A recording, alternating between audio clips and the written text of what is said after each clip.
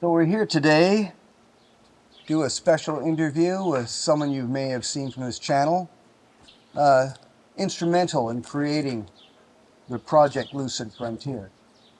And with no further ado, I'd like to introduce to you my future self. Hello. Welcome today. Would you like to introduce yourself? No, I don't really want to introduce myself. Oh, I see. You'd rather stay anonymous. It's not about me.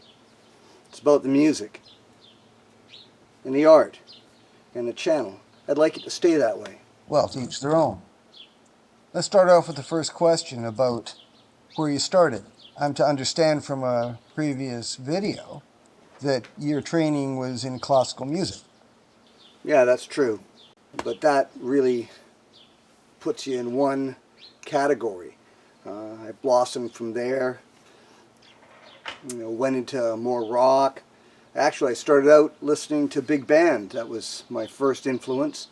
Sort of went from there. Would you say that you are a musician then? No. Well, if you're not a musician, then what are you? Songwriter, for sure. That's who I am. No mistake. Okay, songwriter. I see. But don't you have to be a musician of some sort to be a songwriter? You can never tell where a song comes from. Maybe it just comes from ether. I get your point. Where does your inspiration come from? Well, my inspiration comes from lots of places.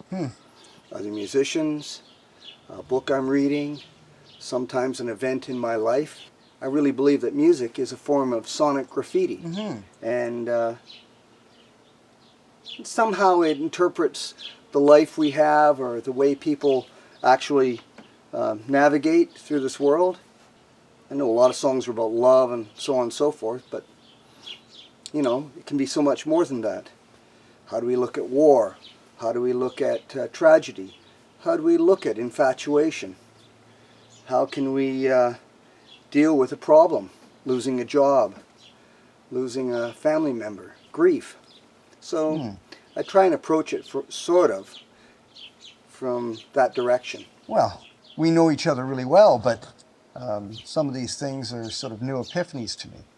Seeing as we're digging into psychology of things, would you say that a lot of this music comes from a need to compensate for other things?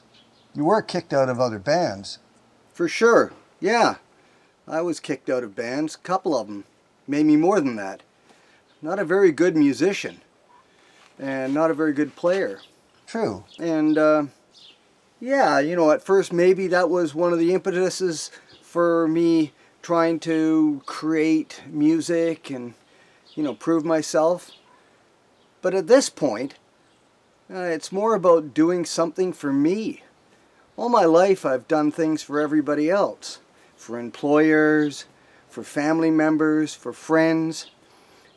Yeah, Lucid Frontier is a project that's near and dear to my heart. Something that I can do that actually represents my creativity. So you did a tour on the road? You did a tour? So sort of a traveling jukebox. Oh, indeed. You know, we were a cover band, just playing other people's music. That doesn't interest me whatsoever. In fact, yeah, that's why I'm doing this project, for sure.